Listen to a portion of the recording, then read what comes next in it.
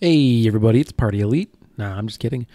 Hi guys, it's Fiasco here. We're back with Ultimate General Civil War, and we're playing the J&P Rebalance Mod, Major General Let's Play. Now, on the bottom left, you're going to see a new version number, and that is because, to be completely honest, between you and me, I am far, far too lazy to swap back and forth between a test build of this game or of the Rebel mod and the release candidate of the Rebel mod. So if I'm not mistaken, let me check the Discord.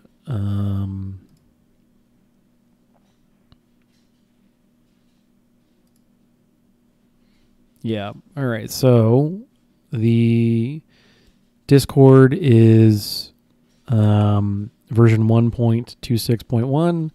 We're testing 1.27 Mark 8. We're just gonna play out the remainder of Gettysburg Day 2 in the test build. There's some pretty exciting changes coming, definitely I think the army would be being built differently.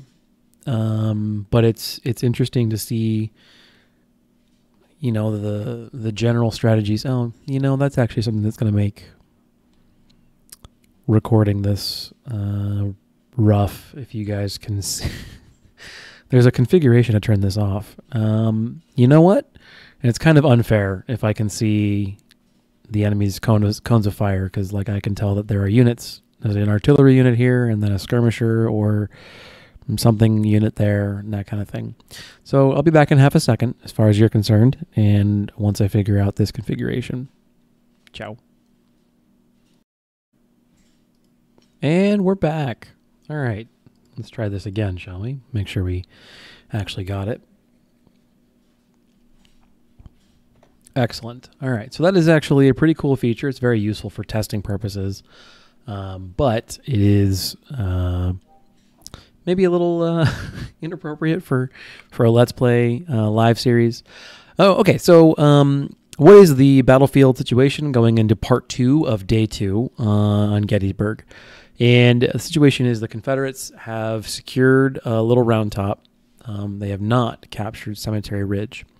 And the situation for you as a player is that if we capture and hold either of these 2 points at the end of 5 hours, that's it for Gettysburg. And I want this to go to at least tomorrow and theoretically even later. So what we're looking at doing then is falling back from Little Round Top in the most defensible manner we can manage. What we're looking at on the battlefield is, in the tail end of the last episode, I tried to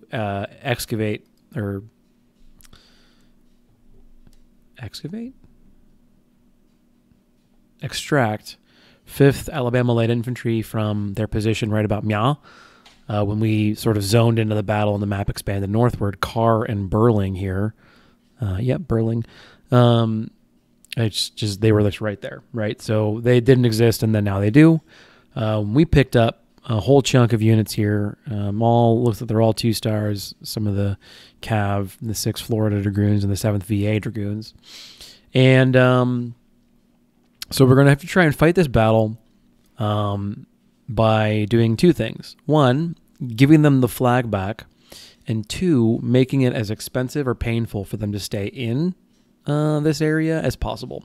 The reason I say that is I really don't want to be trading volleys of fire across the woods there. That's not any way that I can make that trade profitable. Additionally, we have to deal with a pretty attractive Union Corps or division going on up here. So the 2 versions of Brooke, Zook, Kelly, and Cross are all 3-star units. And this is a new feature coming up in the upcoming version of the mod. I don't have enough recon, or I don't have units close enough to give me an accurate read on the number of men in those units. And I guess I didn't turn that off as well as I have the morale showing up. But we'll leave that on because I'm already recording, and screw it. So that's the plan for today, is we're going to fall back to this line, and we're also going to reinforce a little bit, some units here, and then I don't know what we're going to do about the 3-star units. I'm of a mind to, I tried to wrap, I've tested this battle out. I've tried wrapping around this way and encircling them, and you can do it. There's a really great place for it right here because they get all tired out in this sort of marsh terrain, but it's not super defensible. So I'm kind of inclined to sort of make a line here and have 10th Georgia Rifles be maybe the anchor, or anchor it here on the recon point, you know, right around here, because they got to come uphill. It's pretty shady terrain for that kind of thing. I can put a unit in the house there. Maybe we can kind of do that sort of deal. I'll figure it out where I put the units, and we just kind of got to manage that. So with that being the case, let's go ahead and kind of make our initial orders. What's going to make the most sense? Get our units in position for denying them this terrain, but letting them have the flag. And the first thing I want to do that is I want to bring the 20-pound Parrott unit. I want to bring them right there or thereabouts. And I think I also want to get the siege unit up here as well. They're good. They've got their orders. We're going to get 49th back. And we're also going to pull 45th back. But we are going to leave 4th Texas Long there, providing fire support. Now that I'm in the test build of the game, these guys are not going to be the murder machines they have been. For testing purposes, I think this is a popular change from the development side. Coming up, looking forward on the rebalance of the mod going forward, your long rifle units are not going to be as like brute force powerful. They're not going to be murder machines, but they're going to be much better at damaging the morale of units, which will simulate here killing non-commissioned officers and junior commissioned officers. And what I would always like to see is an increased % chance to actually wound the commanding officer as well. But technically, I'm not sure how easy that is to implement. Otherwise, though, the rest of the parts of this battle line are more or less going to stay the way that they are. All right, so let's get 22nd there, 1st there. Let's figure out what we're doing with these 3. And what's the best place for the cav? If they leave that artillery kind of undefended, there's actually the possibility, I think, of them getting around to the rear of things, and that could be good. So let's do that. All right, so we got the artillery moving. We're going to get the James unit. I want them here, supporting 51st and 50th and 3rd Texas, and the 20-pound Parrott unit. That seems like it's a fine location for them. I'm going to miss having some true counter-infantry guns on this battle, but we'll make it work. The resupply wagon he's really putting his work in for the day. All right, we've pushed our orders out there. Let's make it happen.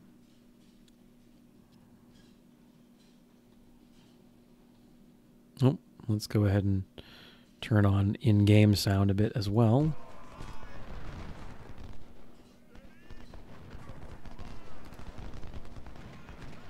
Remember, my defensive goal here is to make them cross the creek and come uphill a bit, and so I'm on this sort of elevated lip. I don't know if 46th is really going to be useful there, but we'll see.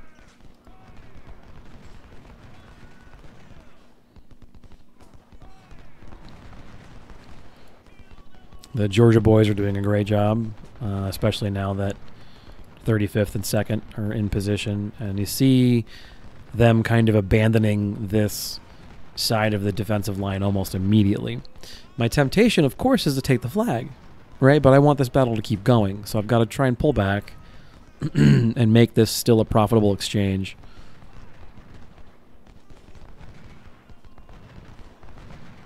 One of the other nifty features coming up is a lot of effort has been put into really improving how carbine-type weapons work. It's very exciting stuff. And from a technical perspective, I'm pretty impressed at how they pulled it off. But What you will have to look forward to in that regard is revolver type weapons will actually fire off a magazine of 5, 6, 7 rounds, depending on what's appropriate for the kind of weapon, before actually having to properly reload.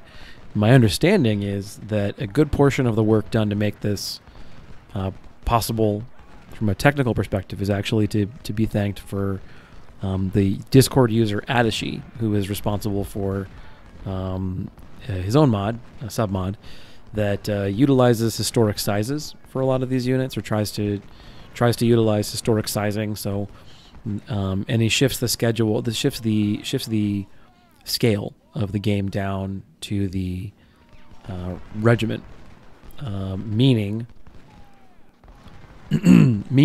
that 1,025, infantrymen is the size of those units, and I think that's really cool. It's a really cool mod. And let's get the Mississippi up here to back them up. But, Adashi's also been very experimental in some of the things that he does with the mod, and I think that's cool as well. So, all right, we're trying to kick Carr and Burling into another guy. All right.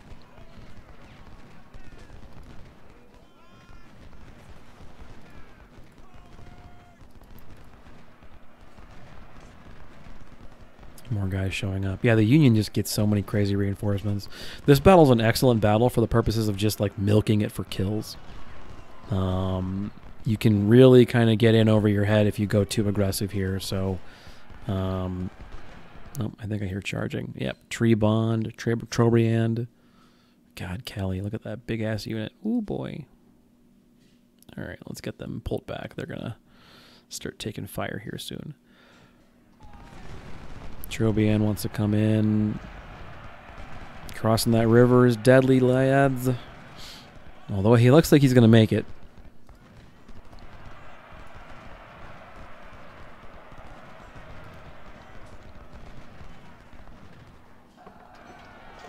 I'm actually not that worried about Trobriand. I'm worried far more about Kelly right behind him.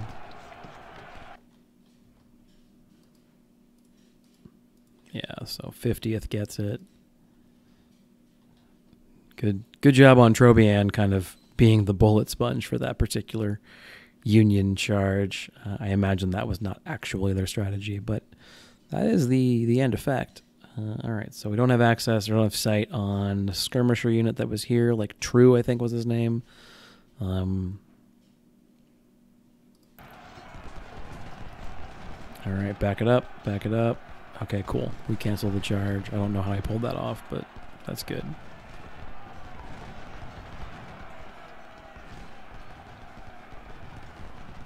Worried about that, let me tell you. All right, so there is a unit there somewhere because the game tells you they now control the recon eye. So there's someone near the recon eye. We just don't, quite know whom. Uh-oh. Oh no. Oh geez, this is getting crazy. Zook wants some. I bet you before too long here, both versions of Brook are gonna wanna have a go.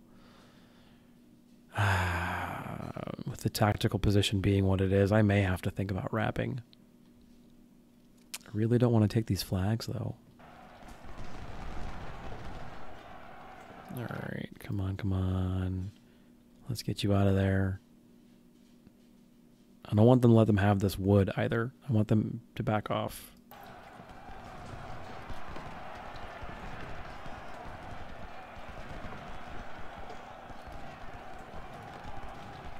Oh my god, cross right behind him. Are you serious? Crazy pants. Alright, forget Kelly. He's not the problem. Zook is the issue.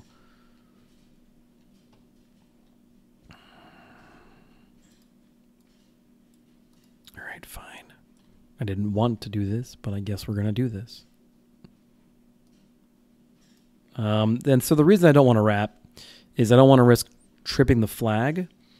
And I think ultimately I'm okay with this defensive position that I'm in right now if I can kind of find some way to make this terrain right here uncrossable, kind of no man's land. Alternatively, what I could also think about doing is let them have both the flags and then make up a defensive bulwark right meow. This position would also be a very good defensive position, and it would have a great elevated spot on the terrain. But I think that that's impractical.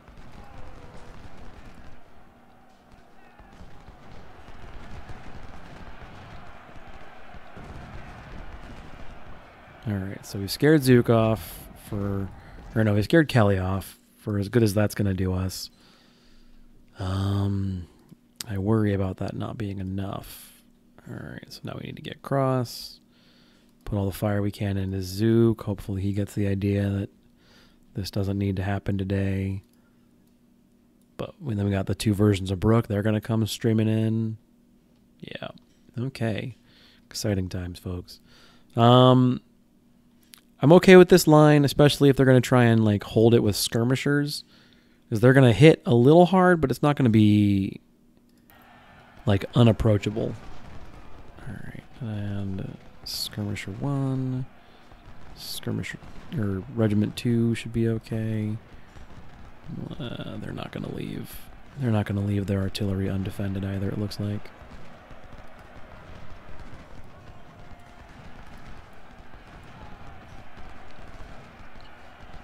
Okay, we scared off Zook for the time being. Cross still wants to come play, however. Gotta just keep them separated. Okay. I think he's going to make it. I'm pretty sure he's going to make it. And so at that point, all I can really try and do is surround him in enough units that the multiple combatants damage debuff penalty takes over. We'll see. Look at the 3rd Texas putting some fire in there as well.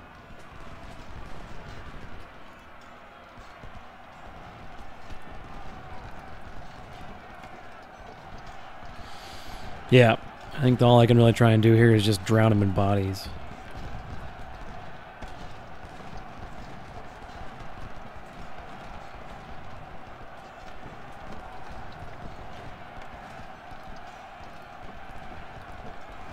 Same thing here. Okay, so we have that and that. Nice, desperate defense. These are always fun, actually. I really think defensive battles are a lot of fun. And for all my complaining about the cyclocharging and everything else, I think the logic is really sound. The units are really exciting. The charges are like... I think it's a lot of fun to try and throw these charges back. I think it's very exciting gameplay. Okay, get out of there. Get out of there. Stop it, stop it, stop it. You're fine. You're fine too. Great job from the skirmishers, providing some supporting flank fires. It's a little gamey because I can see their morale numbers, I suppose. But I can't change what they do. I just have a little more information on how they do it. This will also be good for Panda to watch a battle play out at the mid to late portion of the campaign. You'll notice some of these units are, when they hit 0 morale, if I do enough casualties to them, they start breaking. That is a function of the mod. It's a new feature to kind of prevent the situation where you have them trapped in the corner and they should just be like throwing in the flag and they're not. Essentially, if you hit 0 morale, every kill thereafter, there is a % chance that the unit will shatter or surrender. However, additionally, as you hit 0 morale, or the lower, so at 100% morale, you have 100% of the effect of negative morale is felt. And as you get closer and closer to 0, you have an increasing amount of damage resistance. Morale damage resistance comes into effect, meaning that each pip of whatever would do damage, morale damage to you, is felt less powerfully. So what that means here is that, especially 3-star units, if there's an officer nearby, they will fight to the bitter end. 1-star units, if there's an officer nearby, will more or less fight to the bitter end. So for a little bit here, I'd kind of stopped worrying about killing officers. But now, with the introduction of this change, I personally have begun to reprioritize killing officers, mostly because it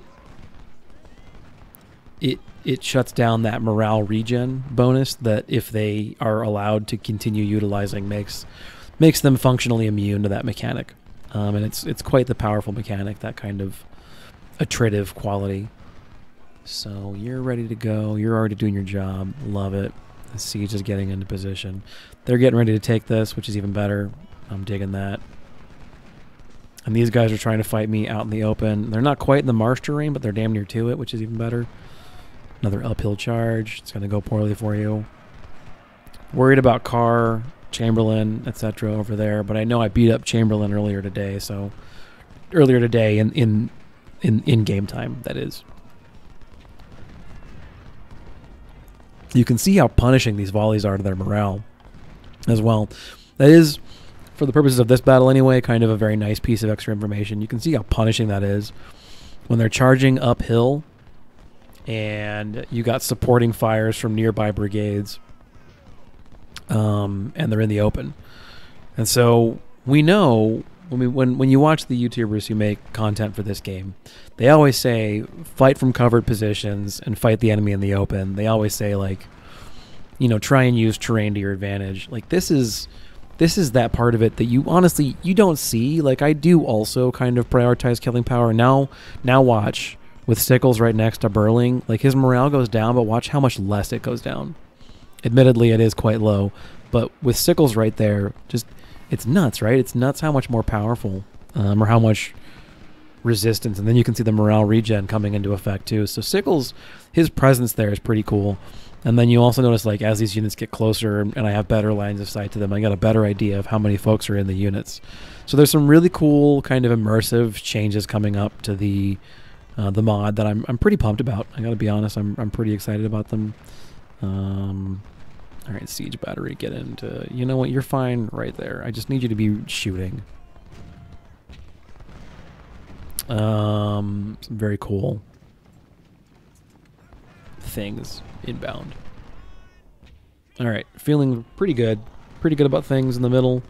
We're gonna get second out of there. They've definitely kind of had their turn in the barrel. Let's get 40, 50 first up there. Crawford's division moves to attack another one. We have another Zook coming in for a hot minute. Let's get the shots on Barnes, though. Yeah, Zook is the one charging. He's coming in like he's got the long bomb. He's going to take just all kinds of fire on the way in, though. Just a truly phenomenal amount of firepower on the way in.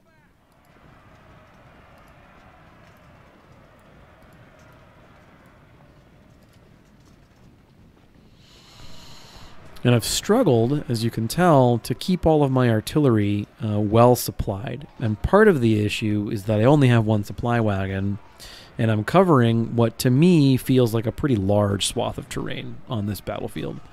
So yeah, Zook should be right about now, especially not having a good time.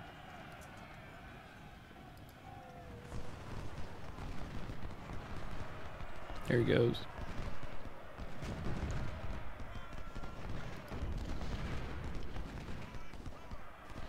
He's a 3-star unit, though. He's still going to try and push this thing, I think. It's crazy. 3 stars are so good. So powerful. Okay, never mind. Enough supporting fires, apparently, to finally convince Zook of the error of his ways. Alright, let's get the second out of there. There's no way they're going to hold all that kind of stuff up. They're doing the Confederate God. You know, they're doing great work, though, by providing a lot of line of sight and spotting. You know, if I don't know this stuff is here, I can't really react to it, right? So, I know I kind of always place a very high premium on the value of information warfare, but, you know, I joke, when I was testing earlier, I joked that having having the ability to see their enemy range is almost like having, you know, 12 points in recon or something. It's just perfect information on the enemy AI, and it makes playing those battles very easy because you know exactly where everyone's going to be and exactly what they're doing and all that kind of stuff. So I quite like, from a play note, that to me it really feels like the big killers now are infantry. Like, infantry is your big killer, and everything else, like artillery is a little bit as well, but everything else mostly supports to sap the morale out of these units and then allow your infantry to do their work safely. And it's a really great supportive combined arms feel that you get from kind of all of that at once. All right, is the siege firing as well? Yeah, so they're not going to be here long. All right, let's get our cav over here. What kind of gun do you have? They have the Sharps carbine, which is a perfectly fine carbine. It's gotten a slight range boost in the test version of the mod. And one of the things I am trying to test out for Panda is the balance on those carbines and see how they feel. When you're starting a new campaign, another one of these units that got to 0 morale. So what I do and don't like about that is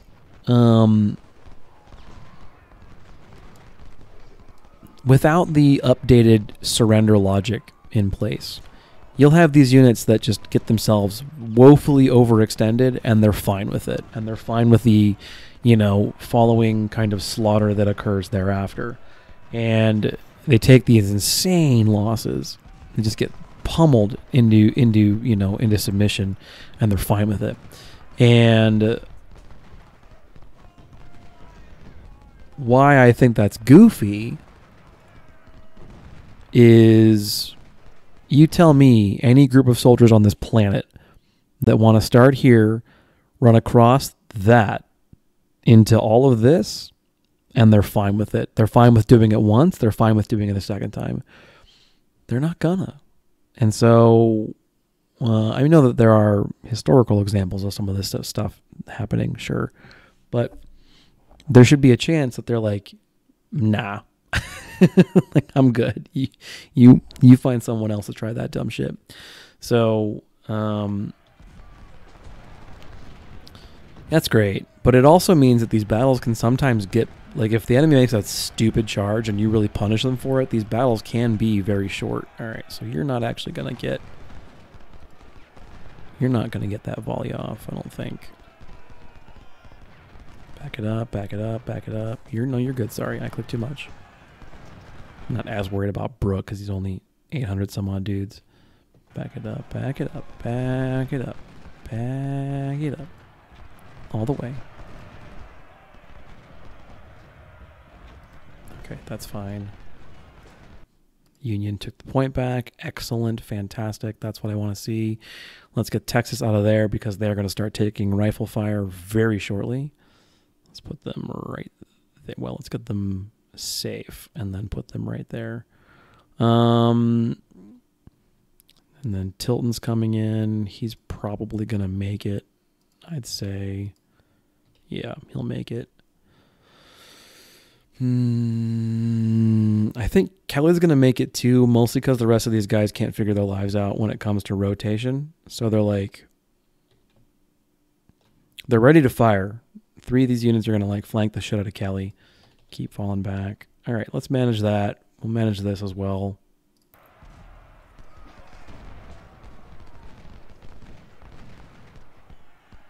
Oh, looks like Kelly canceled the charge. That'll be very poor. That'll go very poorly for Kelly here in a second. All right, in that case, you got 1, 2, 3. You should still make it, though.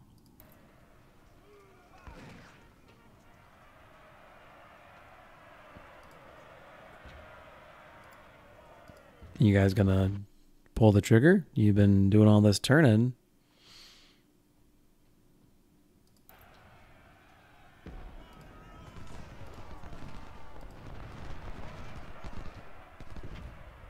Yeah, there it is. All right.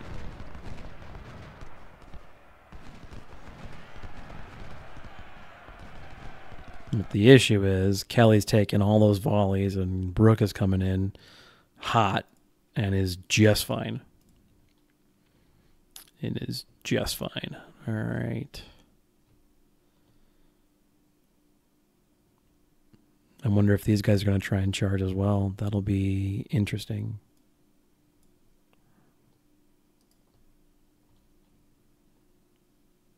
Where's the... All right, you guys dismount. I want you to fight the skirmishers. Okay, what are we looking at?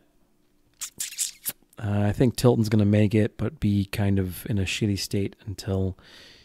Tilton will be fine once Tilton starts inflicting casualties. I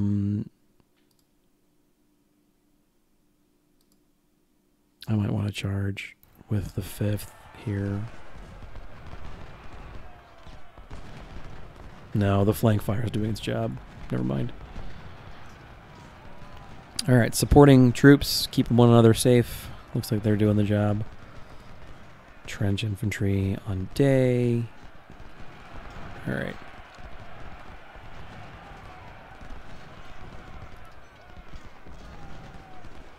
Yeah, all right. So I think things are okay. I was a little worried about that at first, but I think we're okay now.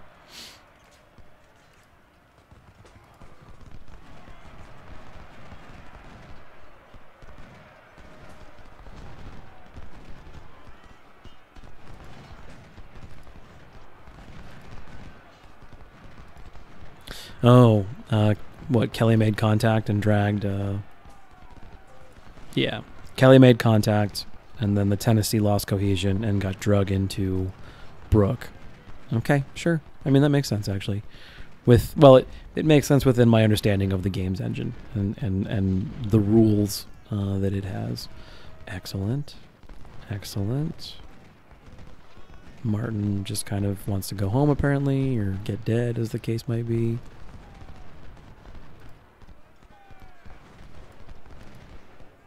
All right. Feeling confident. Interestingly, I think that their center is starting to fold, and probably because they've lost those units. They might lose this one. Not likely. Not likely. I don't think we're doing enough damage to it. And the fact that we're using a siege for canister is never a good time. It can do it, but it is not good at it. Well, actually, I guess it's as good at that as it is anything else. It's just it's really inefficient. You want it to be doing, you know, what it was designed for.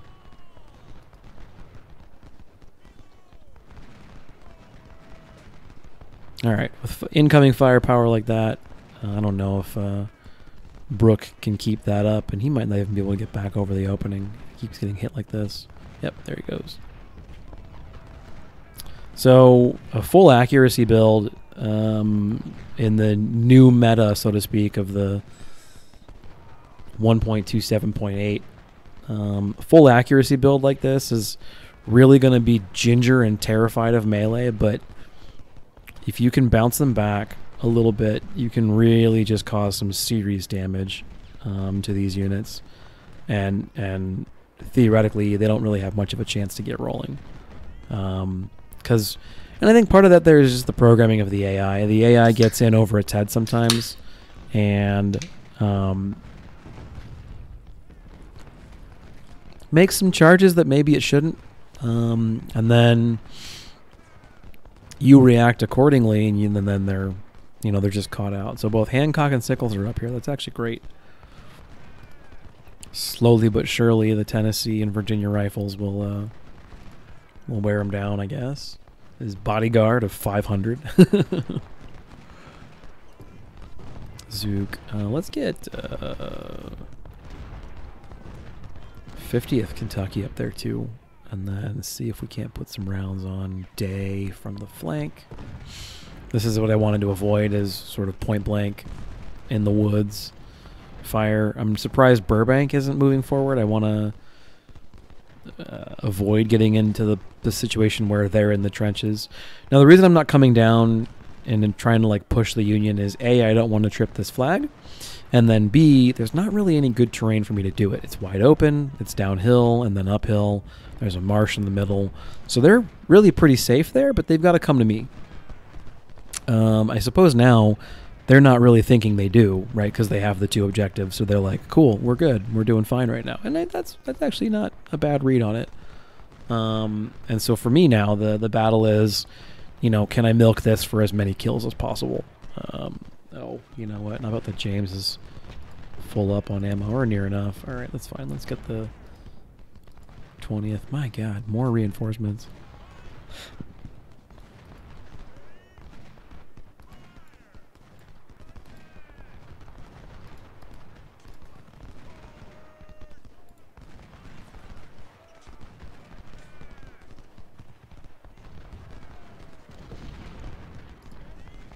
Uh-oh. Yep, there's that too. So Standards Brigade's going to come in very short, like right next to everything, so that's good to know.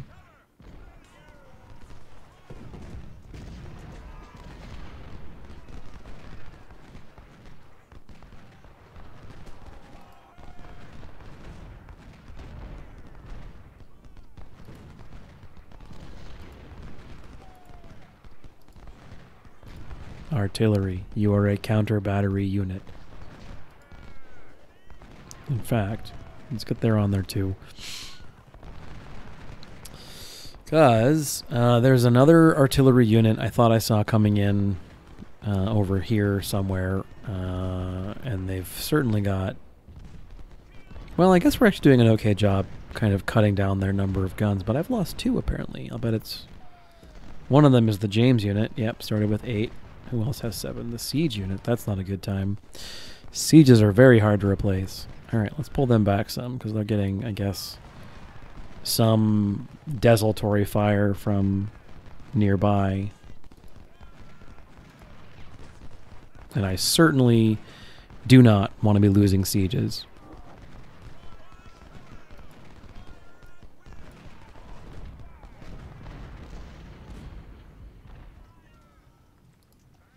I don't want to come down.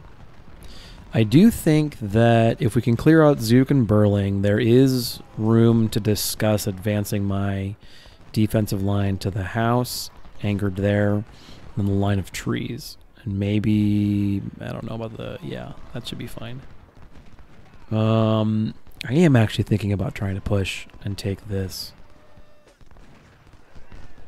That'll force them into an engagement and really kind of prevent them from having a lot of like safe territory. So there's another battery there. Okay. But yeah, at this point the battle really is pretty much just all about trading effectively, taking out units where possible.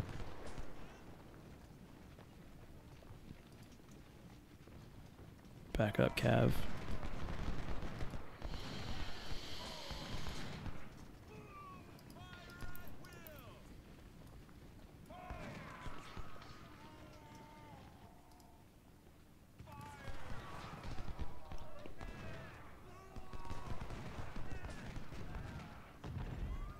As I record this, we're in the middle of June. We're still in the middle of all the COVID, everything. I'm a little surprised at how big this has all turned out to be. I of course listen to the warnings and everything, but you hope that maybe it's not going to be that bad, and then, you know, you're wrong.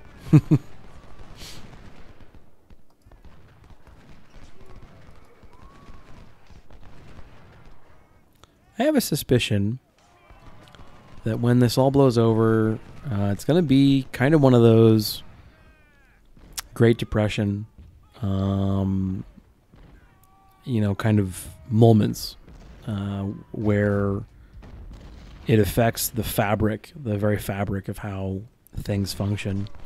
If let me rephrase that. I think if we come up with a vaccine in the next, well, I don't know, 6 months, I think things will start to more or less return to normal, and that'll be it. But societies are like people, and that when they form habits, just simple personal inertia begins to take hold. And as a great example, employers are increasingly kind of thinking, you know, we're not going to go back to working in offices, not in the traditional 9-to-5 type sense anyway. Maybe you'll have, I've got a colleague who works in insurance, and his office has an A team and a B team, so to speak, for their offices. And so, okay, so they've gone fully kind of passive, I guess, because they've got the flags. There's no reason for them to go anywhere, so they're not going to attack. All right, in that case, let's get 2nd South Carolina, who I think are running. We don't need them running. You can walk. That's fine. All right, so they have an A day and a B day, or an A team and a B team. And the idea is those cohorts stay together so that if one cohort kind of has a cascading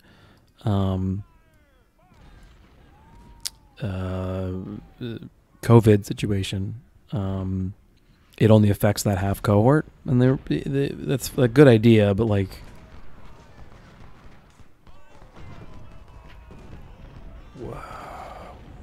what about all the office furniture? I presume it's cleaned over the course of a work week, so it's probably okay. But that's a thing I think about or worry about. It's a good plan anyway. So like week 1, Team A goes in. Week 2, Team B goes in. 3A, 4 B, etc., etc. And they're working the entire time. They're just remote, half remote, half in the office. And the only reason they're doing this, because they all felt like Zoom meetings were fine, Zoom or Teams or, Google Duo or whatever. They were fine for the purposes of coordinating the way they needed to coordinate. Let's push the artillery up, and then I'm going to start thinking about moving into this terrain, but I don't want to do it without proper coverage. So they found that Teams or Google Duo or Zoom or whatever is fine, and they're efficient and they get the job done, and the ones in the office that are parents, they like having the ability to stay home with their kids, and or if they're caring for an elderly parent, they have a lot more flexibility in their day in that regard, and they like that. And those all sort of soft human kind of parts of that equation. And my company too. My company is a financial services company, and not mine, right? The one that I work for.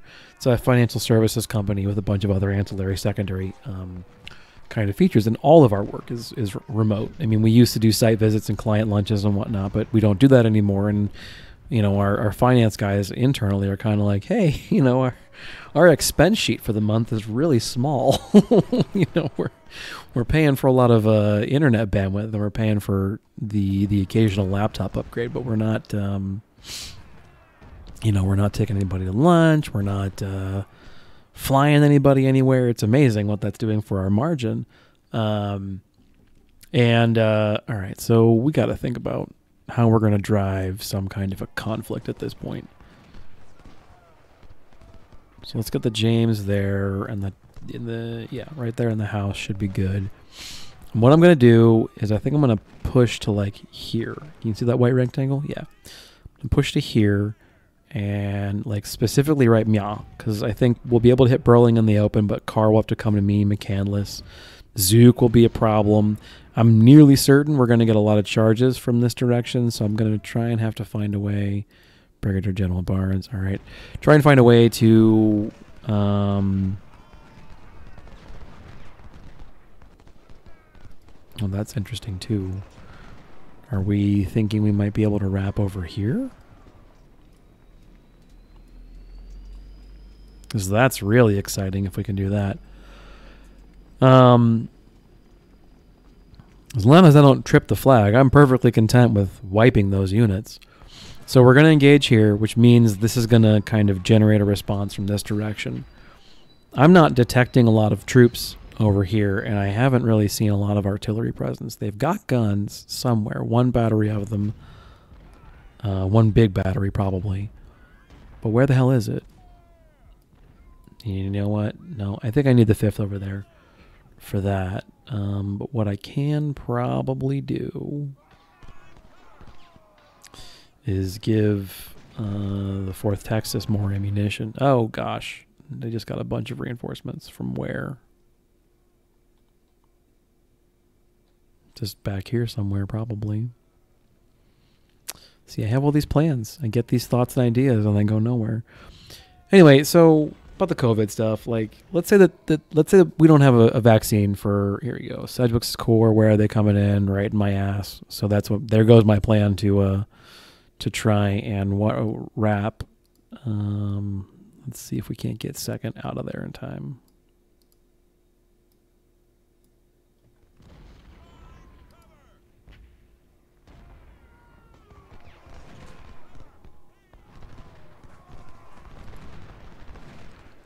I love the teleporting Union infantry that we didn't know existed 5 seconds ago. Seems about right. Ouch. These guys are getting mauled. Mauled. Not great.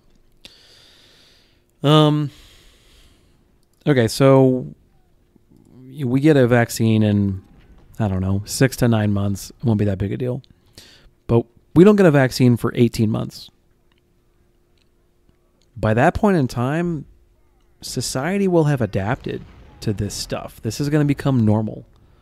The cycle of open economy and closed economy, the service sector is just going to get wrecked.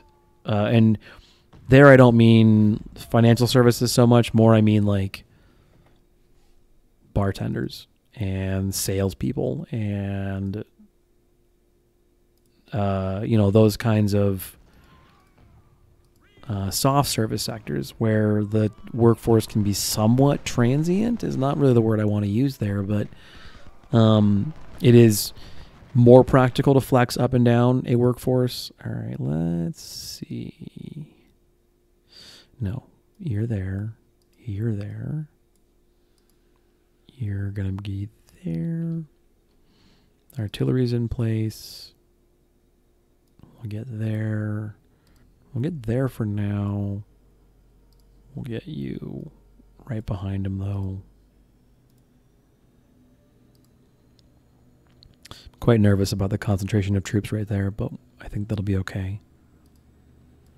And then we'll get some troops to like move up and take the existing spots. And then we'll definitely get General Lee in the position.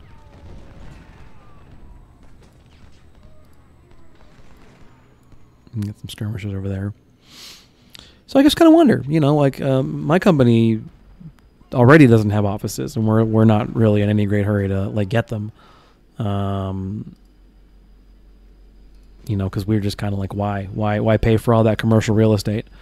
Why pay several $1,000s a month and utilities and bills and everything else when we get just as much done over Zoom meetings at home as we do in an office, where we resent having to come in so early, and we resent being away from our kids, and we resent all these, other factors. Now, for the record, I don't have kids, but, that is a very common thing that I hear is, if I had more flexibility for XYZ thing, it would make a big difference in my life. And the more and more that we've dealt with people staying at home to work, the more and more that's exactly what we've heard. I like that I have more time with my family. I like that I have, more flexibility in my schedule. I like. Makes sense. Makes complete sense. Actually, I don't know if we need the Texas down there. I think we can get them down that way. This poor supply wagon is just kind of like, oh my God, where do you need me?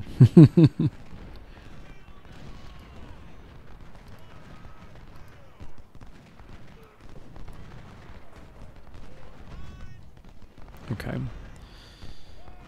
So this is messy, for sure. For sure.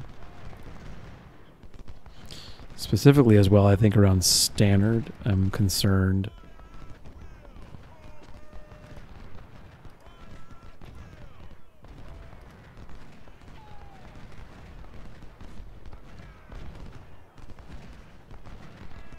Oh, they have some. Well, I mean, look at that. That's a natural breastwork. Okay, we probably. Oh, never mind. Okay, I was gonna say we probably can't duke that out. Colonel Forno makes sense.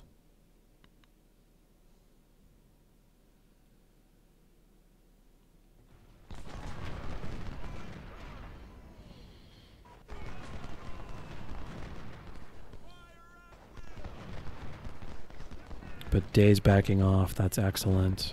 Okay.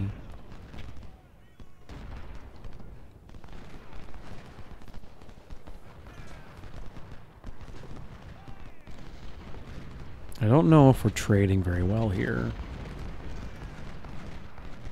Does not look like it for the 51st, that's for sure. What I need to do is I need to get in this terrain as well. And then things get real dicey for the AI.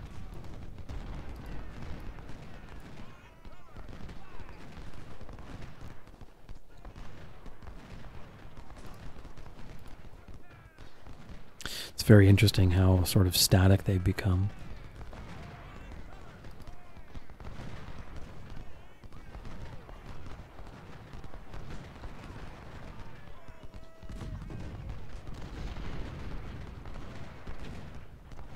We are causing some serious damage to, like, Zook, for example, but the 51st has really taken the beating, the brunt of this beating, so I don't know if that's really, really great.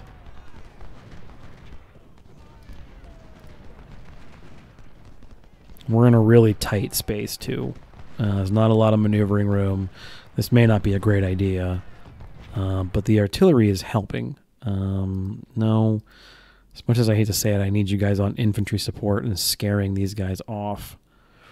The artillery is helping in kind of weakening the morale of these units, so now we need to weaken standard and see if we can't start pushing up here. So let's get 15th South Carolina into position to support, as well as 23rd Mississippi. No, 23rd's fine. Let's get 3rd Texas into position to support. And, yep.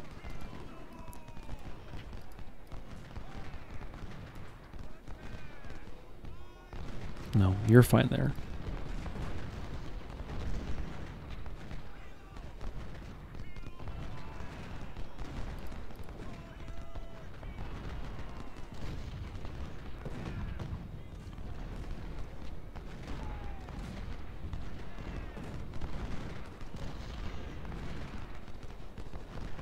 Oh, yay. Zook is running low on ammunition, finally. Again, like, I'm not crazy about this trade, 51st Virginia versus Zook, but these are one-star troops using... Oh, Richmond's actually kind of a spendy rifle. These are one-star troops, so, like, in my mind, it's kind of a free real estate kind of trade where I'm not that worried about the expense.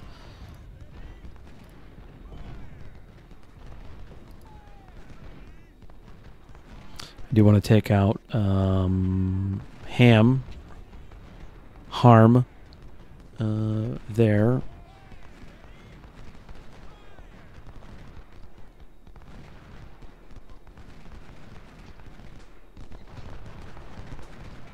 Tilton falling back. Good, good, good. Okay, we have some morale damage done to standard, but not enough in my opinion.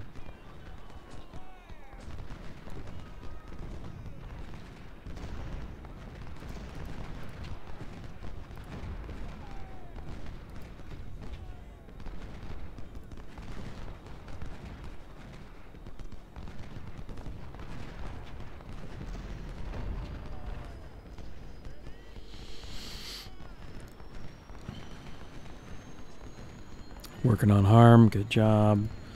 7th VA is finally positive on kills. Although, in fairness, I did pick for them the speed, or no, spotting and stealth. Yes, because when I think of horseback riding, I think of spotting and stealth. That's the natural skill set.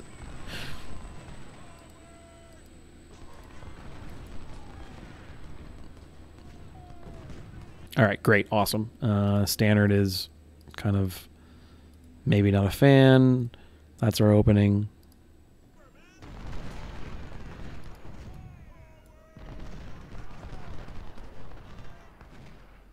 Yeah, oh man, I don't know. If we didn't have reinforcements pouring in, I would really believe in that mission, but now I'm not so sure.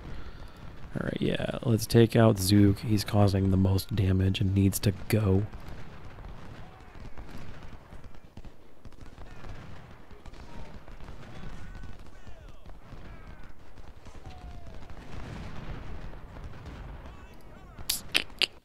You know what? This isn't working. I'm pushing against the grain uphill. It's just not, it's not profitable. I am going to get a nice fight out of the deal, which is always a good time, but I'm going to take a lot more losses than I need to be taking, as you can see right here. So let's focus.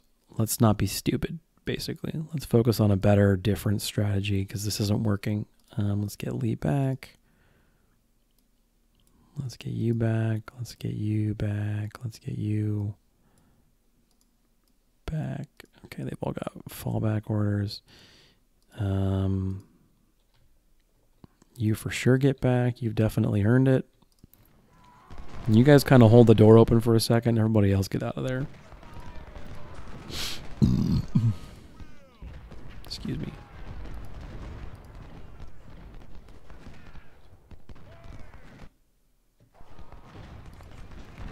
Oh, okay, sure.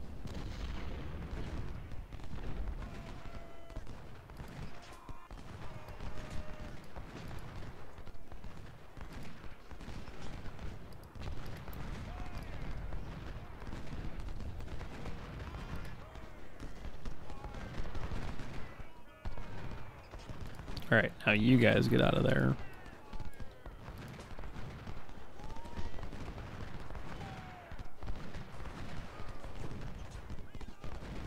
Beat a hasty retreat. Yeah, that was going to be a situation where we're just coming to them in perfect terrain for them to have and just lacking the tools to scalpel them out. So we need to reestablish kind of a defensive situation.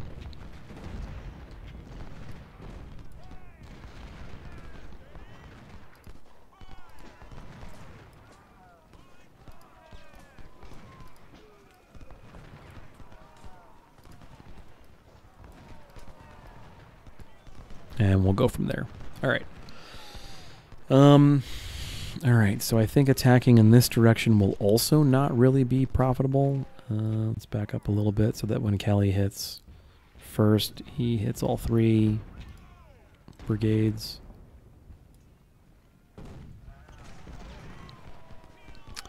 So if that's the case, I think the best direction to try and like press the attack from is actually this one then.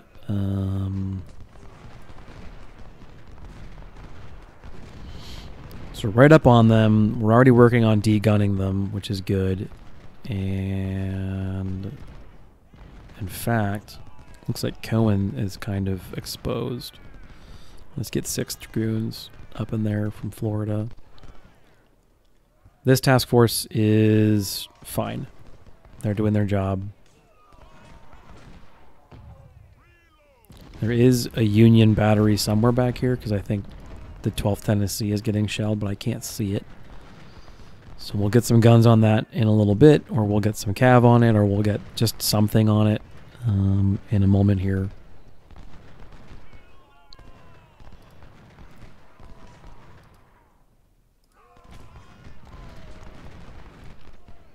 But yeah, we'll close the gap here, get Wheaton gone. Let the 4th Texas chill for a sec.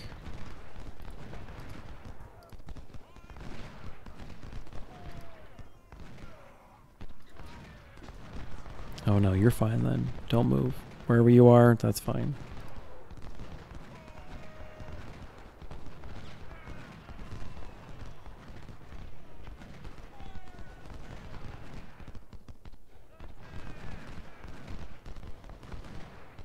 We gotta make this quick because Tolbert kind of sees what's coming. Actually, no, don't be stupid.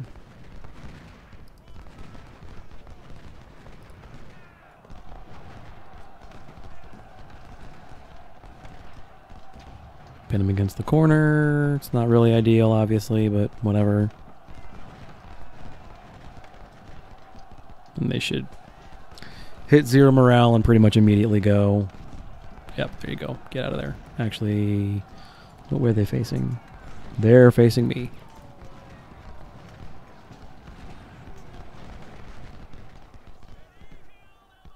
All right.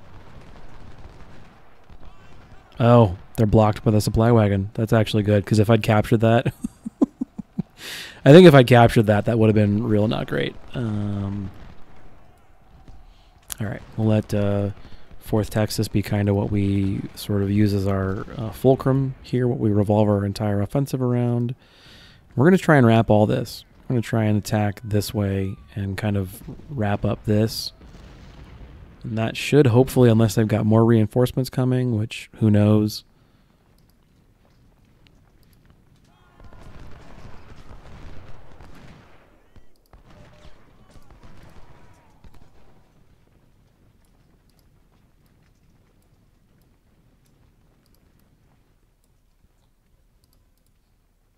All right, great work for the 4th, though. You know, get in there, get out, get a volley off with their pistols, and then go running. All right, specifically, I want you to shoot Tolbert, whatever, so he gets out of there. Yeah, there's definitely a battery out there. They're not hitting that hard. It's just annoying, right? So it's not great. And there's all 2-star units out there, so it's not really like an obvious sacrificial lamb that I can put out there and be like, yeah, that's the one I want you to shoot. All right, nice.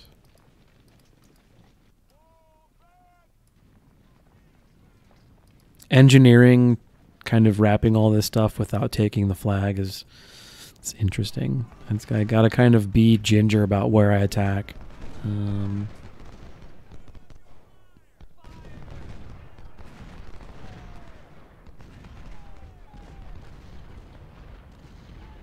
Looks like it's right over here somewhere.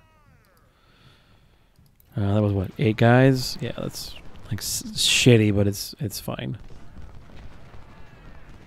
And they're clearly not going to attack the center anymore, so that's not ideal. And if that's the case, let's see if we can't transfer some folks over to the attacking force over here. All right. Nope, actually shoot Grant.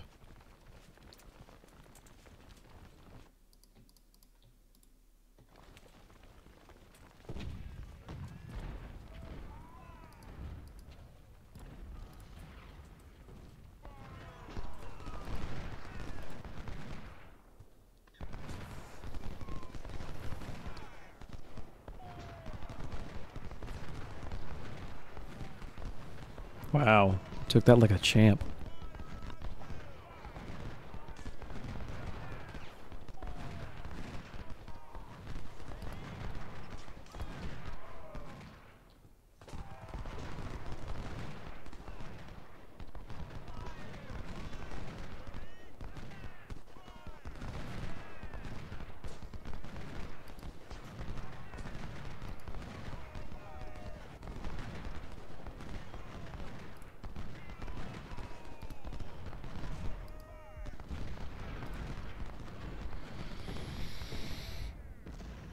Yeah, that's fine. You can shoot them. That's okay.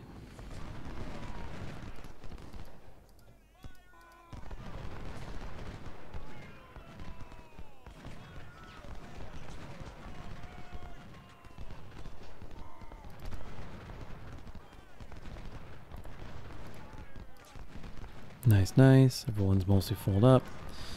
Supply wagon's starting to run. It's not running low yet, but it's definitely like aware that we've been using whatever resources are in it.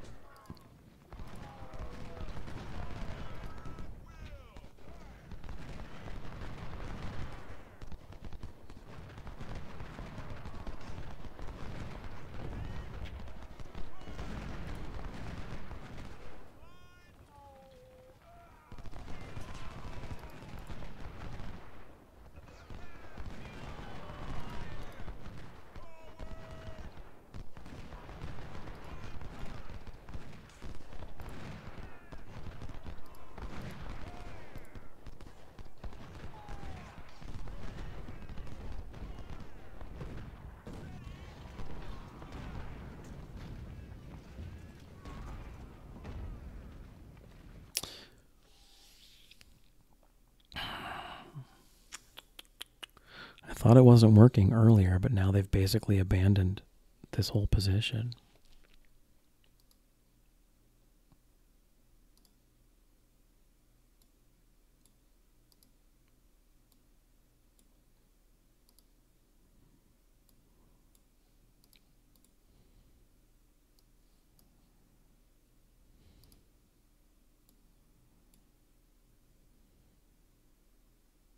That's a big part of it too, is being in these houses. Yeah. All right, if I'm going to do this, I got to kind of take the houses too. That makes sense.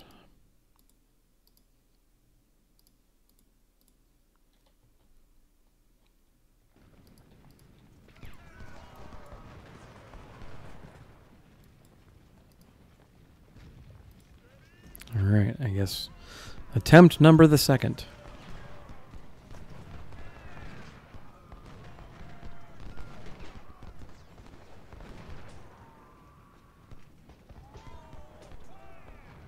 Because I'm also kind of feeling like attacking along this direction isn't really profitable either. Trying to find a way to crack the nut without needlessly expending a large number of my troops. It's not really working, although this concentration to the north is obviously making me nervous about a potential Union attack.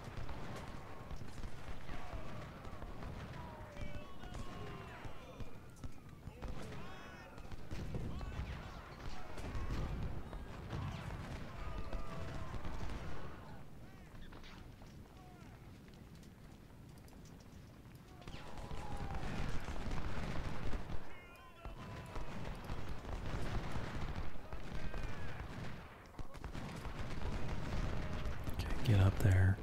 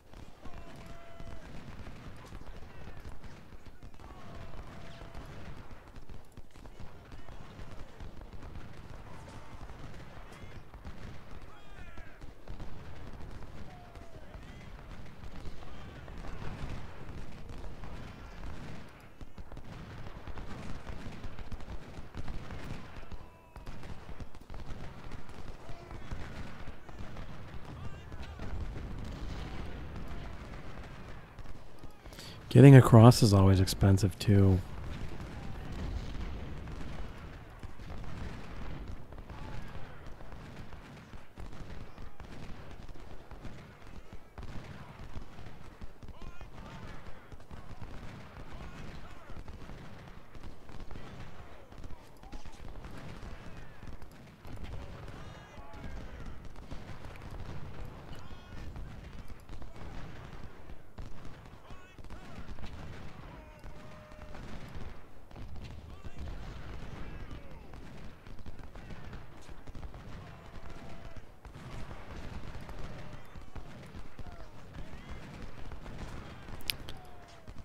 No reason to fight there.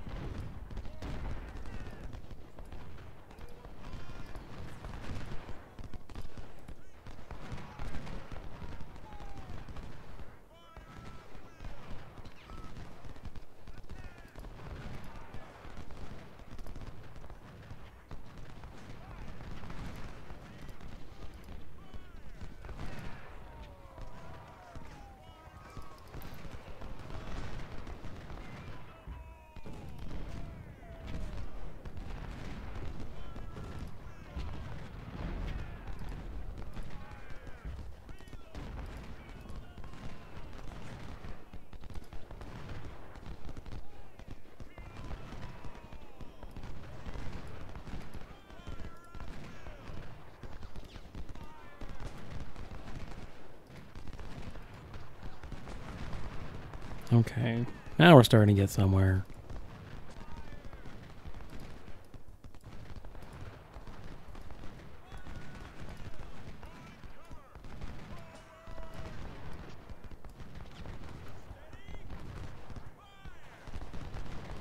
Yeah, there you go. Okay. Oh, I have been, sorry, I've been staring at this trying to be like, how am I going to make this work? Now I think I got it. Because this cover is really not that good. Nice.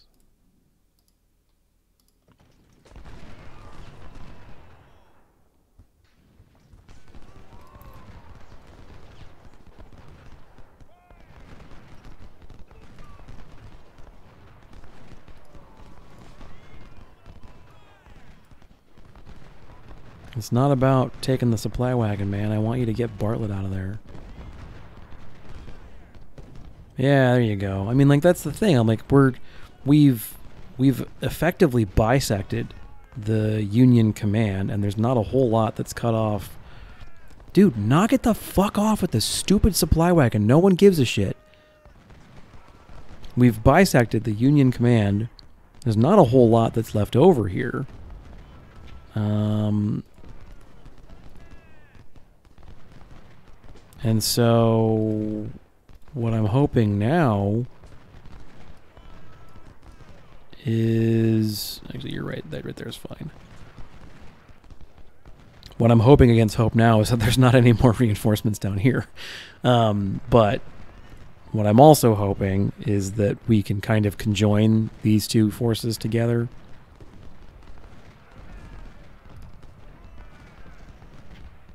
And start wiping up all this. There's two key things I have to be careful of. There need to be units on the table when the clock runs out, and we can't have taken any of the... We can't have either one of the flags.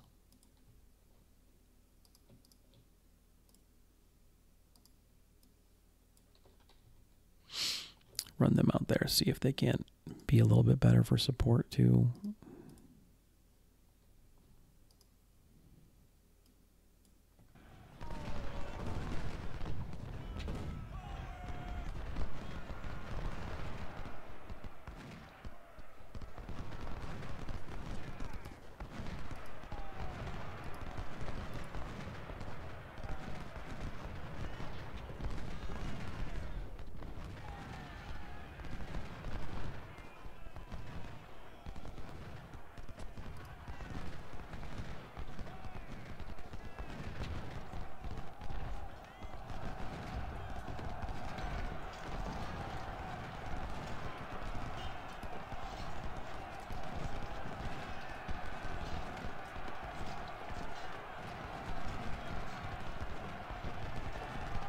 Not gonna go well for you.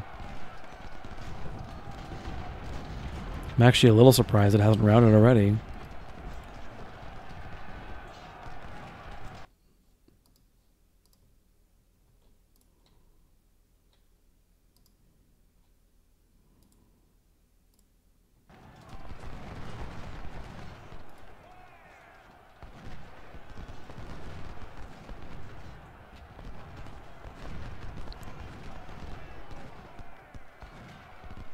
Here you go. That's what I needed to see.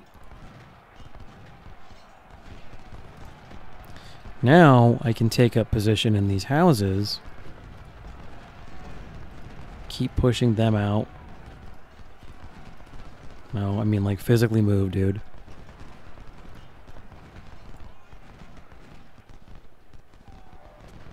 Alright, this has been messier than I would like, but it's also working more or less the way I wanted it to.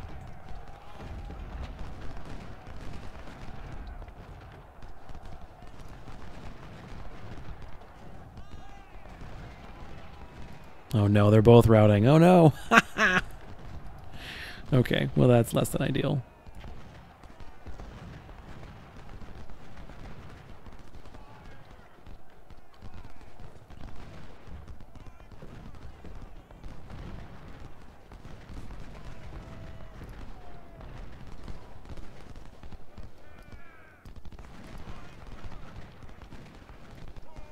Okay. We're in the house. Cover still isn't all that great, interestingly.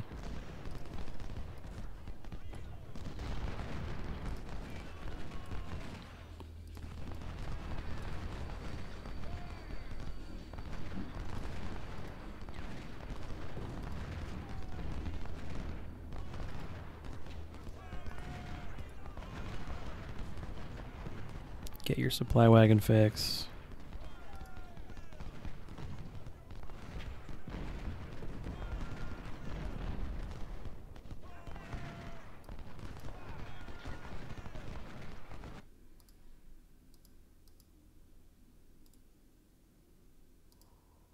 And then hide in the map for a sec. Oh, actually, no.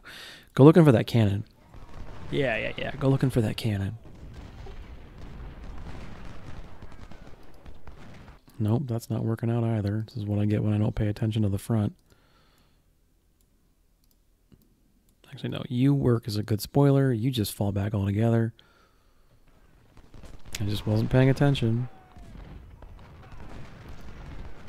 Alright, now we have some degree of cover. Not all great. And what I can also do now that I have a relatively secure place to do it is move up the artillery there. Keep Lee present. He's definitely needed in that part of the map, as well as the supply wagon. The supply wagon's also definitely needed in that part of the map. Actually, more supplies. I think this is one of the battles where I kind of want to use the captured supplies.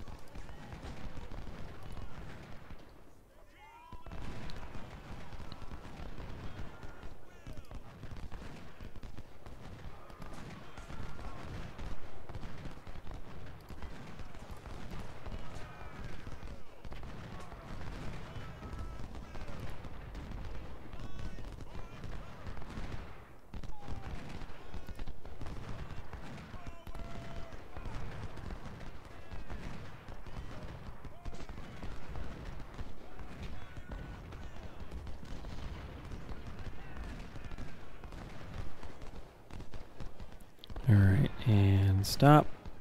Fire off. Fire again. Fire again. Nicely done. Fire again. Revolvers are awesome. Fire again. Alright. Now charge. Come on, shadow that shit.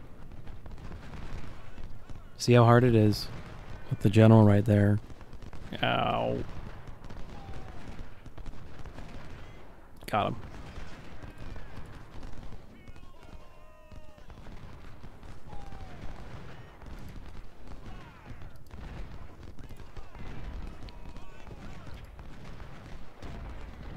All right, we have okay cover. We're sort of tanking a little bit with Second South Carolina, but they're all in the open, and they've got no guns as far as I know. Yep, no guns. Very, very good. I'm just going to have to work on getting them off the map now.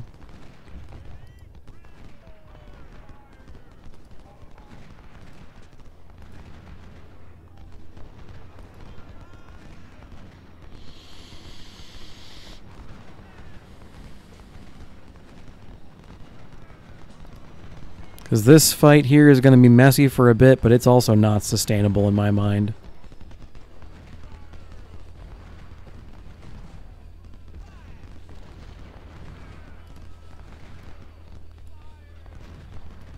My only real frustration is I won't be able to, like,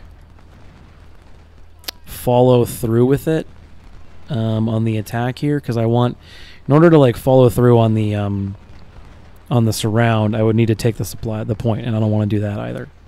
So I need to shower this spot with rounds, artillery rounds, to keep them from feeling comfortable.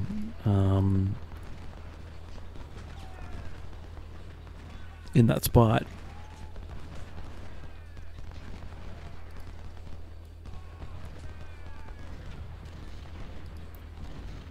It's a great use of the Union, or the cavalry. They did great work there.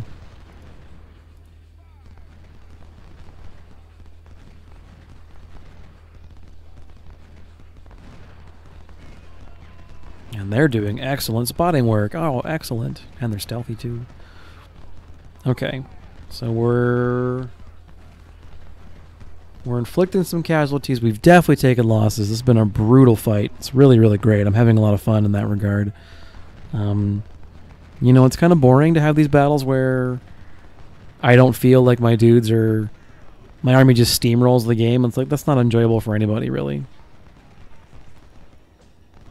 Alright, you go around the other way. I think it's probably also time to move the artillery up.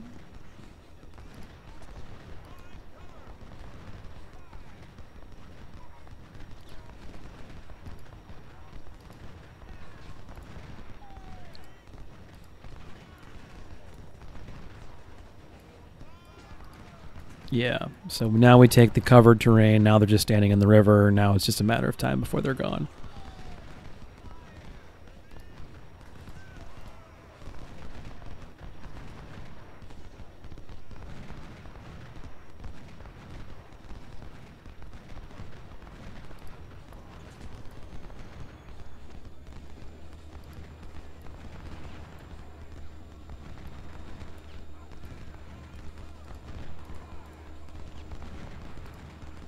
Everybody gets ammo. You all get ammo.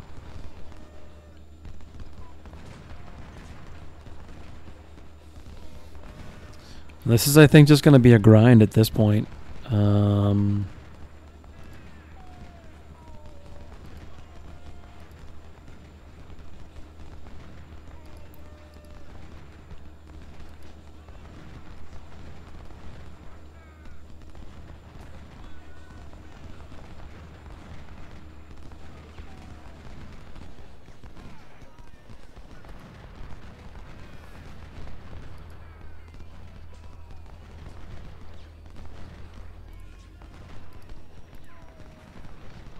Get some support fire on Kelly, scare him off. And the fact that we're going to have some artillery in here now is going to make a big difference. One of the reasons this skirmish, this fight's gotten so bloody is that there has been so much unsupported infantry on infantry fighting. Alright, let's let them ammo up. 5th Alabama has definitely kind of had a hard fight of it, no question about it, but they've also done some really great work, I think.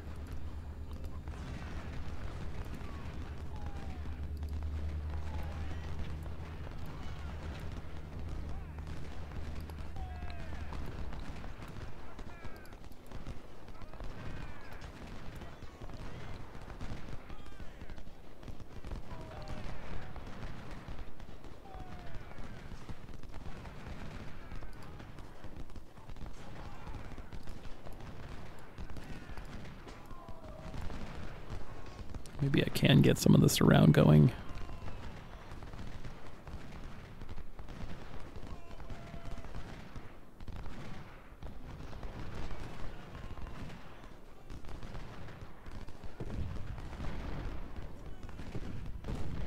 Who are you? Are you in range? I guess back off then. There's no profit, none whatsoever, in having that fight.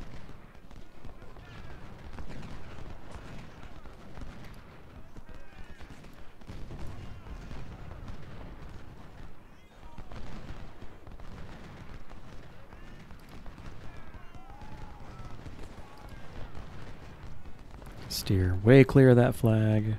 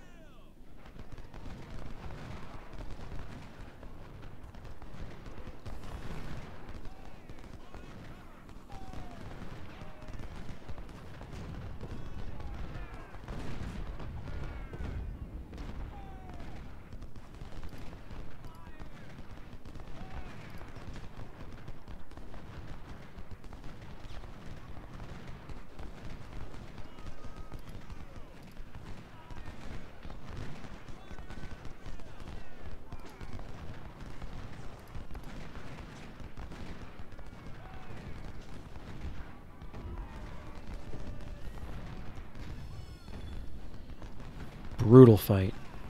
Brutal fight.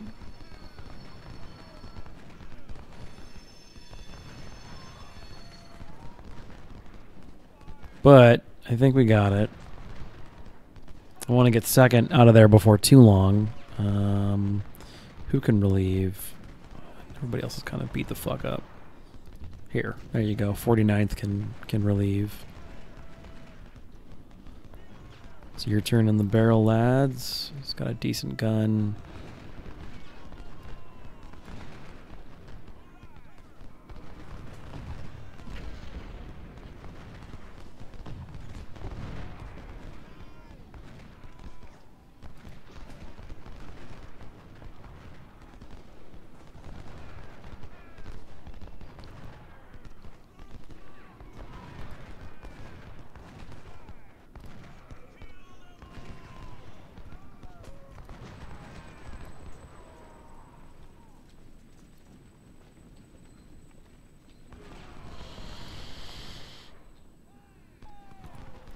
And what feels great about it now is I've got basically my army all together, all collapsed together, so all the supply wagons can work as one, and actually I can turn these off probably.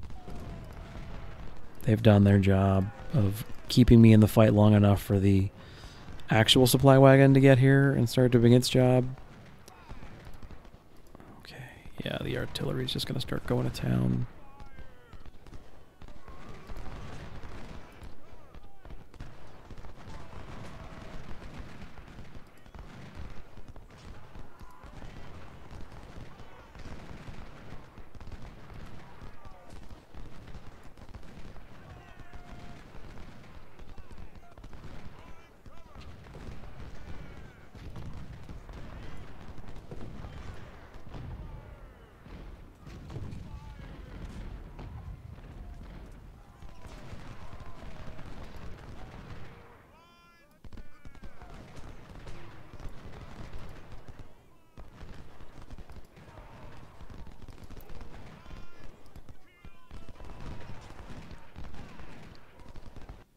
Ah, we almost got someone.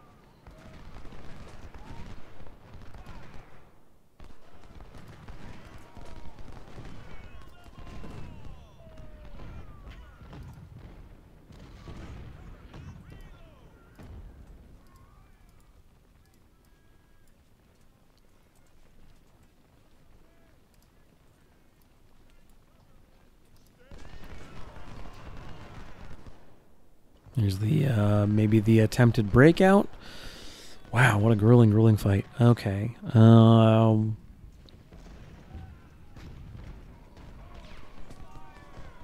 Yeah. Yeah.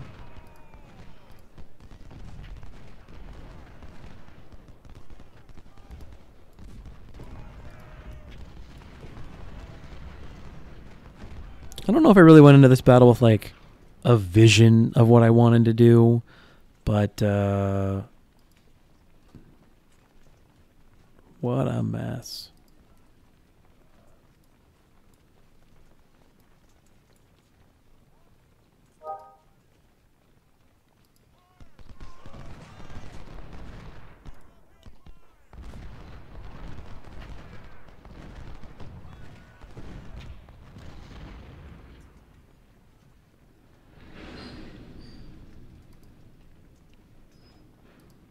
And of course, now that I have a fresh unit to replace, we're not really fighting as much. Okay, well let's get the 13th there, or you know what? No, the 13th is fine there. Let's get the Georgia boys there to replace the 35th. They've earned a rest, and we'll swap in a lot new units for a lot of these guys too.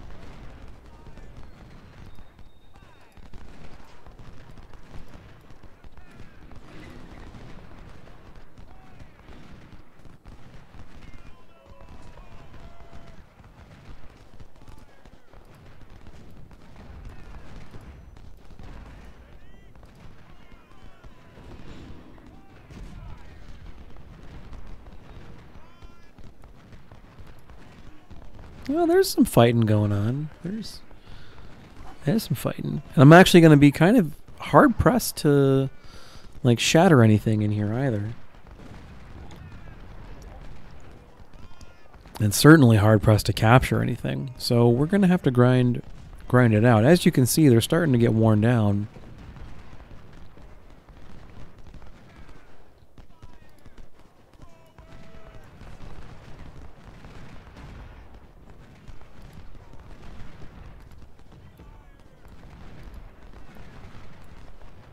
I also have no real need to maintain that defensive position. Except insofar as I suppose it might keep them boxed in to that location.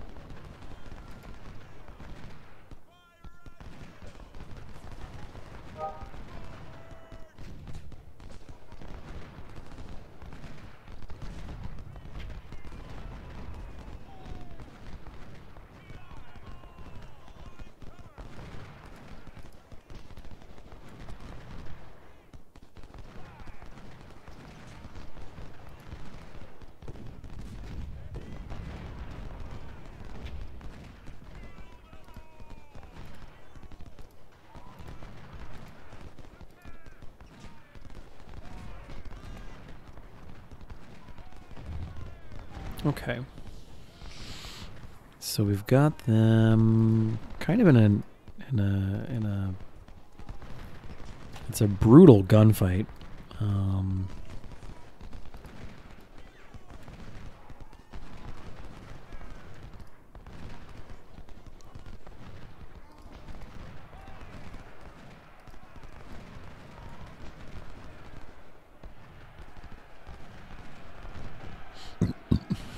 Someone charging? Oh my word, yeah they are.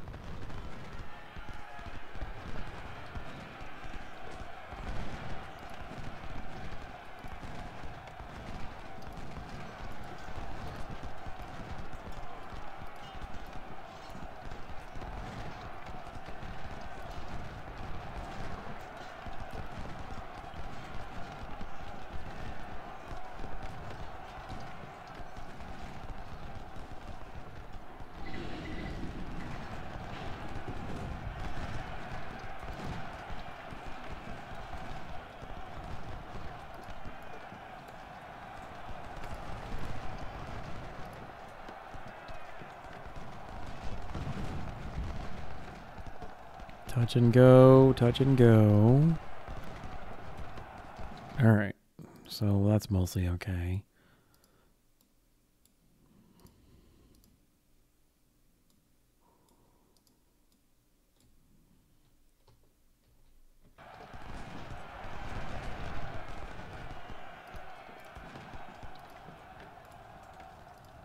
A very nice cycle charge from the AI here.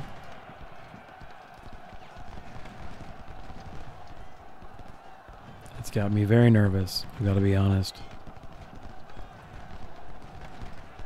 But their resources with which to go offensive are starting to dwindle, it looks like.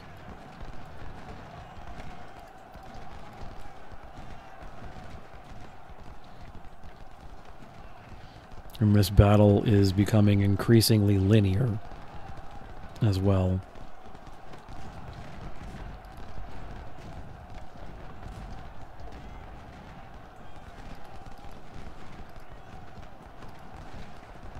And the only reason the linearity matters is that you're looking at more condensed forces or more. I'm not trying to spread out across this entire map, and the lines are fairly simple and fairly straightforward in terms of how they're drawn out.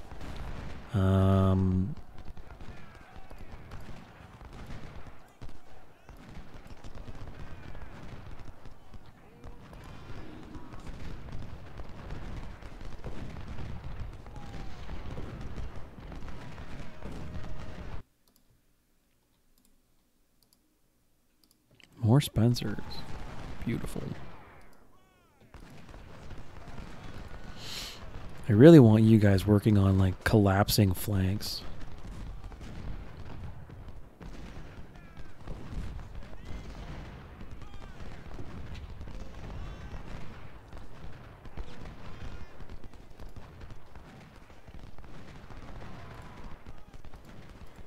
Yeah, let's not forget a brigade.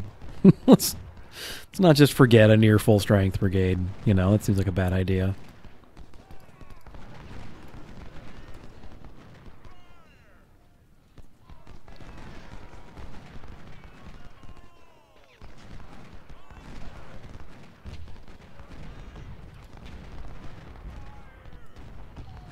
So what's great from a game health perspective is all the AI keeps all these guys. Yeah, they're shattering here. That's annoying, obviously, right? But they're not going to get to the situation where I'm playing, you know, the Battle of Richmond and the Union has like 12 dudes.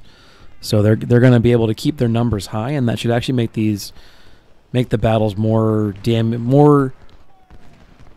difficult in the long-term health of the campaign. So here it's easy because they shatter a quick bit faster when they should. But over the course of a campaign, you're probably going to see larger armies as a result of this kind of change.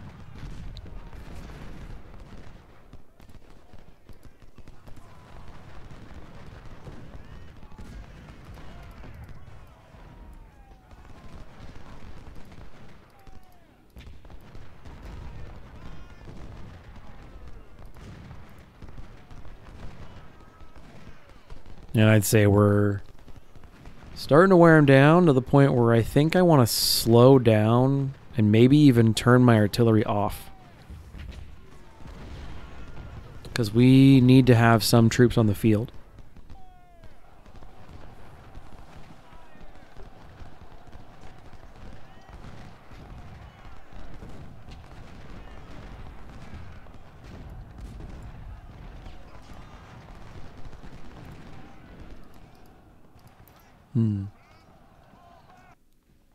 In fact, yeah, I'm going to turn the artillery off and work on containment at this point.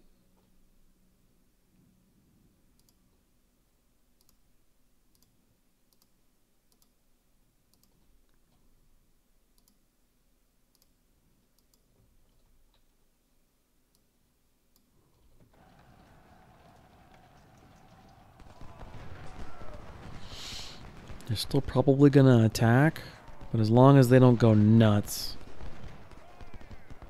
we should be able to keep it from... Should be able to keep too many of them from surrendering or shattering.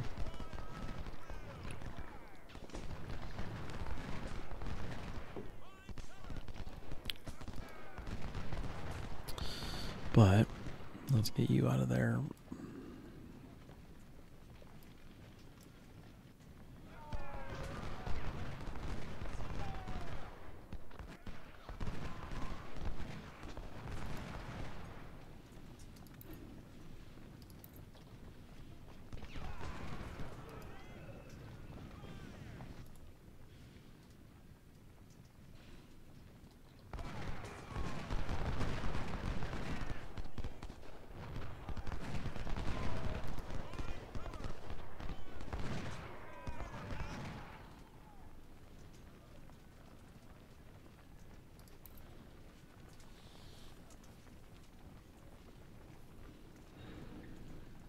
Yeah. All right. This is good.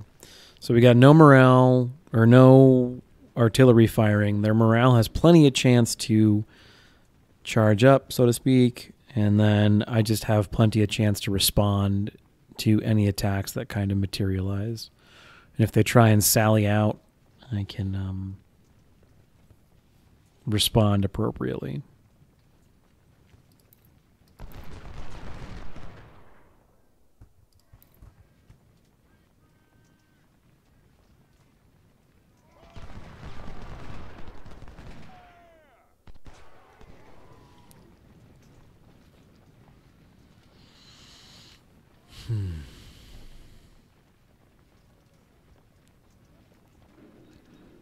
I gotta do this for an hour? Man, do I want to back off even more?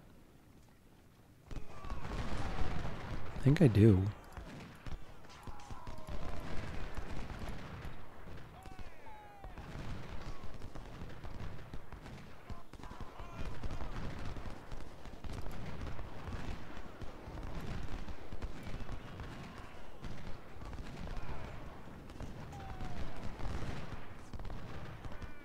So torn, because I just want to attack and take them out. But I want to fight the rest of Gettysburg.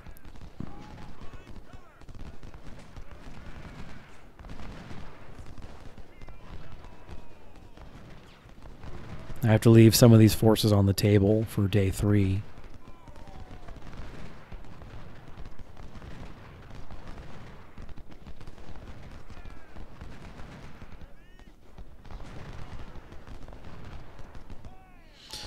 So you know what I think might actually be the smart thing to do is to actually back off.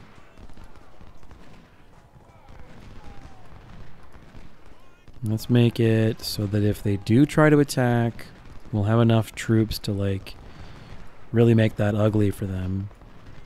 But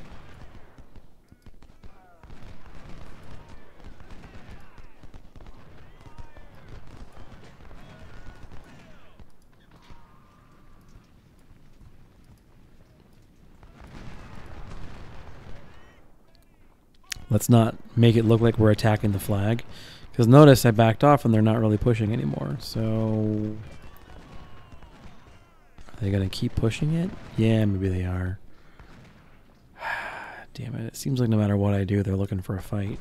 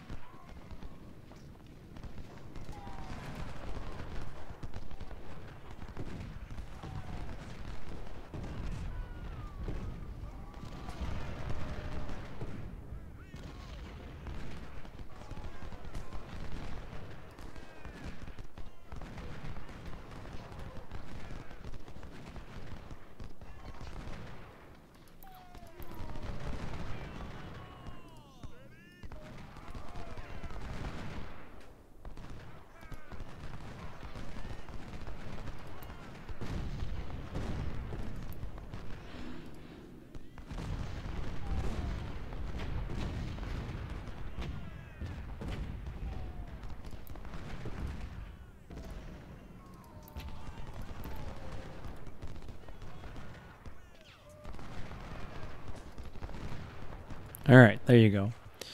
Feeling pretty good about that. I got most of their army.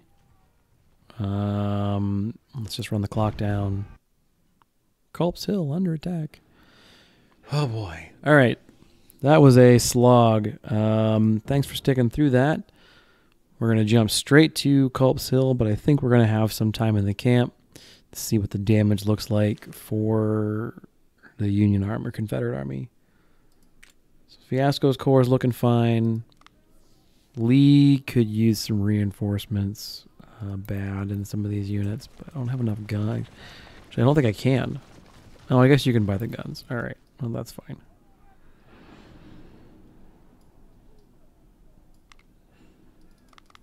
I didn't realize you could buy guns from the armory in camp. That's good. I know I can't change the gun. I know I can't do that. All right, 1200's fine for under strength, you know, replacements or whatever. Get you a crewman, but I can't get you a gunner. Back up to, let's say, 300. Sounds fine. Oh, that hurts. That really, really hurts. Ooh, but we'll give you a third. Slower reload speed, but actual plus reload time. Plus effective range. Yeah, I want the siege firing faster. It's already got monster range. Who else got freaking reamed? All right, you get some veterans. Not that many, though. It's not going to buy anything. It's 60 dudes. All right, whatever. You get up to, let's say, 1200 for you as well. All right. Let's just put everyone below 1200 to 1200. Ouch. That hurts. That's rough. All right, you got decimated. Fuck.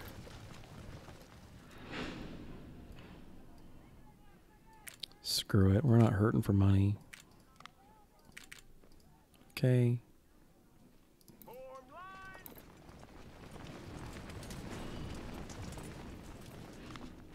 Good enough. We'll take it. Then get back up to 400. Or were they at 500 at the start of the battle? I don't know. This is going to screw all of my numbers when it comes to casualties, but oh well. All right. Good enough. All right, so we're not going to just immediately fall apart if we get into, contact with a foe.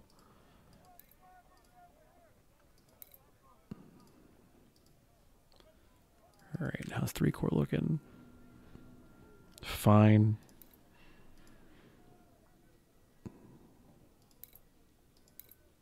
Sure. Not many for you. I'll clean the army up at a later date. Oh, God. Sure. Okay. I can't spend any of this anyway. I don't need a major or colonel or whatever that is. Oh, boy. All right, Culp's Hill. I actually don't know where this is. It's probably up here. Let's find out. And then we'll play the rest of this later, obviously. Okay. That seems like a mistake, but all right.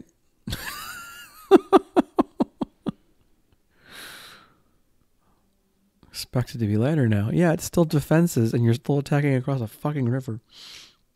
Wow. Nope. That seems like a terrible direction to attack. Cemetery Hill can be attacked if we find an opportunity. If we take either of these hills tonight, we win the battle. Gotcha. So it doesn't seem like I actually want to. Okay, that's good to know. Yeah, it doesn't really seem like I want to do either of these things. This looks awful. Open terrain, trenches. No, that sounds terrible. Uphill, over a river, into woods. Look, there's trenches. That also sounds terrible. I mean, I get that they're not occupied. Oh, God, this looks awful. Yeah. All right, that'll be fun to play with.